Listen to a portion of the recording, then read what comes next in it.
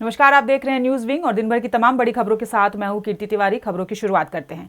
UPA विधायकों की आओ भगत में रांची का लापुंग स्थित लतरातू डैम सज कर तैयार है। आपको बता दें कि शानदार टेंट में यूपीए के 36 विधायक मुख्यमंत्री हेमंत सोरेन के नेतृत्व में लतरातू डैम पहुंच चुके हैं।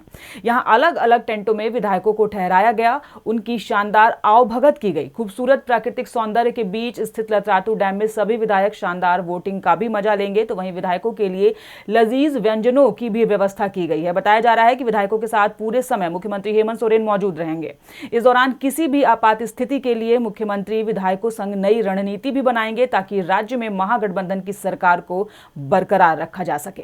वहीं दूसरी ओर झारखंड में चल रहे सियासी घमासान के बीच एक दूसरे पर आरोप प्रत्यारोप का दौर भी जारी है। दरअसल मुख्यमंत्री हेमंत सोरेन ने ट्वीट कर लिखा है कि यह आदिवासी का बेटा है, इनकी चाल से हमारा ना कभी रास्ता रुका है और न हम लोग कभी इन लोगों से डरे हैं।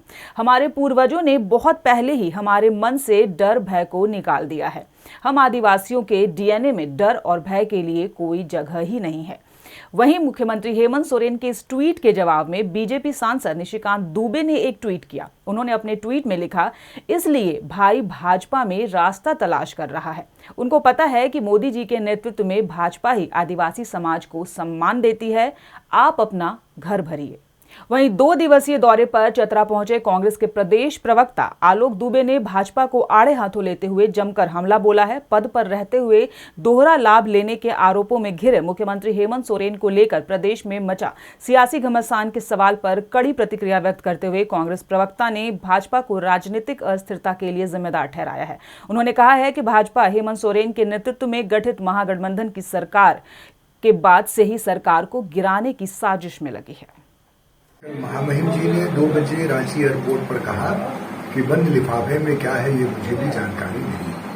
अभी मैं जाऊंगा और उसको देखने के बाद ही बता पाऊंगा कि इसमें क्या है। तो भाजपा के लोगों को पहले से इंटीमेशन हो जाती है और कल सुबह 10 बजे से ही इन लोगों ने, किसी ने कहा राष्ट्रपति शासन लगने वाला है, किसी ने ट्वीट करके कहा कि सरकार जाने वाली है, किसी ने कहा कि 3 साल के लिए दीवार हो जाएंगे, किसी ने कहा सदस्यता चली जाएगी, किसी ने मनी लॉन्ड्रिंग, लोकपाल आयुक्त की बात। तो कई लोग कई तरह की बातें कर रहे हैं, लेकिन हम लोगों को पूरा यकीन है और जो संवैधानिक संस्थाएं हैं उनके निर्णयों पर हम पूरा विश्वास करते हैं। और जो मनी लॉन्ड्रिंग का केस है खनन पट्टे के मामले में, उसमें माननीय सर्वोच्च न्यायालय के 3 जजमेंट को देखने की जरूरत है, 1951, 1964 और 2001। इन तीनों में कहा गया है कि जो माइनिंग लीज है वो ऑफिस ऑफ प्रॉफिट में नहीं आते। तो आगे देखते हैं, आज भी यूपीए की बैठक हो रही है, जब अर्ली टू से होगा कुछ भी कहना। वहीं दूसरी ओर private school and children welfare association पासवा के आज जिला स्तरीय छात्र प्रतिभा सम्मान समारोह का आयोजन स्थानीय DRDA प्रशिक्षण शिविर में किया गया। आपको बता दें कि इस मौके पर जिले के विभिन्न स्कूलों के अंतर्गत जैक, CBSE, ICSE बोर्ड की 10वीं व 12वीं में 80% से अधिक अंक प्राप्त करने वाले मेधावी छात्र छात्राओं के बीच मेडल और प्रशस्ति पत्र आदि देकर उन्हें सम्मानित किया गया। मौके पर पासवा के प्रदेश महासचिव नीरज सहाय व जिलाध्यक्ष प्रवीण प्रकाश सिंह के अलावा बड़ी संख्या में लोग मौजूद थे। प्रतिभा सम्मान समारोह का कार्यक्रम किया गया है जो अपने आप में अद्भुत है, क्योंकि चतरा जिला के छात्र छात्राएं जो 80% से ऊपर मार्क्स लाए थे उनको इन्होंने सम्मानित किया है। और इसमें मुख्य रूप से हमारे नीरज सहाय सर हैं, जिनकी भूमिका महती भूमिका रही है और इनके सहयोग में काफ़ी शिक्षकगण भी रहे हैं। और इन्होंने आज ये साबित किया है कि जिस बच्चों को कभी चतरा में एक मंच नहीं मिलता था, उनको मंच देने का काम किया है इन्होंने। और इनकी जितना भी सराहनीय करें बिल्कुल कम है, बहुत ही ये बधाई के पात्र हैं।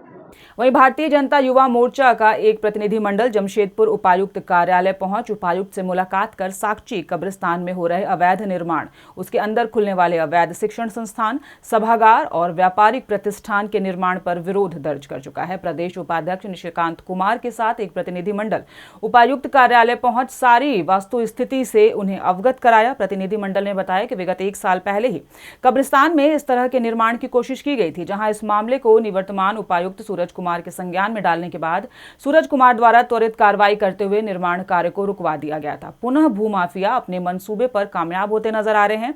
अवैध रूप से कब्रिस्तान में शिक्षण संस्थान खोला जा रहा है, बहुमंजिला इमारत का निर्माण किया जा रहा है। गलत मंशा से कब्रिस्तान पर कुछ लोग कब्जा करने का प्रयास कर रहे हैं और कब्रिस्तान पर कब्जा करने का ही प्रयास नहीं कर रहे हैं बल्कि सामाजिक सौहार्द को बिगाड़ने का काम कर रहे हैं, जिसका भारतीय जनता युवा मोर्चा पुरजोर विरोध करती है। और पिछली डीसी महोदय के सामने साथ भी हम लोग आकर बोले थे और सूरज जी ने उस अवैध निर्माण पर रोक लगाया था।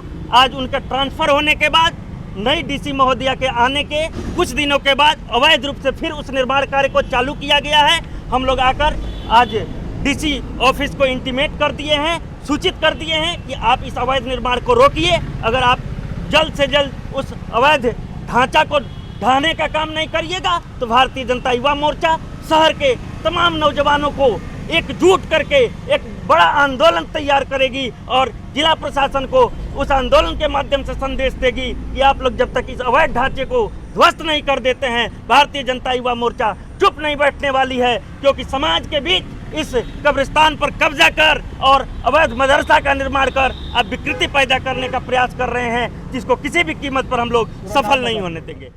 अब बात करेंगे गिरिडीह की। गिरिडीह योगासना स्पोर्ट्स संघ ने जिले में पहला योगासन स्पोर्ट्स चैंपियनशिप का आयोजन किया। बरनवाल धर्मशाला में आयोजित स्पोर्ट्स चैंपियनशिप में सुभाष इंस्टीट्यूट समूह के निदेशक विजय सिंह, गुरु नानक विद्यालय के सचिव कुंवरजीत सिंह, चाणक्य पब्लिक स्कूल के Rahul Varman, open mind school की प्राचार्य ममता मिश्रा और योगासन स्पोर्ट्स के अध्यक्ष संतोष शर्मा के साथ रिंकेश गुप्ता ने दीप जलाकर चैंपियनशिप की शुरुआत की। पहली बार हुए चैंपियनशिप प्रतियोगिता में शहर के दर्जन भर स्कूल और संस्थाओं के करीब 150 से अधिक प्रतिभागियों ने हिस्सा लिया। अलग अलग समूह में इस दौरान युवा प्रतिभागियों ने योग से शरीर को निरोग बनाने के कई योग क्रियाओं को भी मंच पर पेश किया। तो इस बुलेटिन में फिलहाल इतना ही। खबरों पर अपनी अपडेट और नजर बनाए रखने के लिए देखते रहिए न्यूज़ विंग टीवी।